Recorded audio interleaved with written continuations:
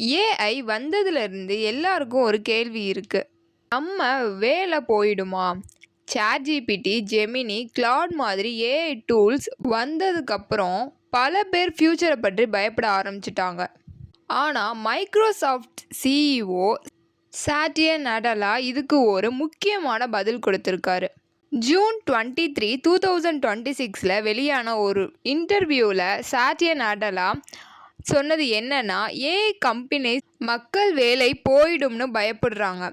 அதாவது ஏஐ வந்துடுச்சு, எல்லாரும் ஜாப்லெஸ் ஆகிடுவாங்கன்னு சொல்றது சரியில்லைன்னு அவர் சொல்லியிருக்காரு. அவரோட பாயிண்ட் என்னன்னா, ஏஐ மனிதர்களை ரீப்ளேஸ் பண்ணுற டெக்னாலஜியாக பார்க்கக்கூடாது. அதுக்கு பதிலாக மனிதர்களுக்கு உதவி பண்ணுற அசிஸ்டண்ட்டாக பார்க்கணும். எக்ஸாம்பிள், ஒரு டெவலப்பர் கோட் எழுத ஏஐ யூஸ் பண்ணலாம். ஒரு ஸ்டூடெண்ட் நோட்ஸ் ப்ரிப்பேர் பண்ண ஏஐ யூஸ் பண்ணலாம். ஒரு பிஸ்னஸ் ஓனர் கஸ்டமர் சப்போர்ட்க்கு ஏஐ யூஸ் பண்ணலாம். அதனால் ப்ரொடக்டிவிட்டி அதிகமாகும்.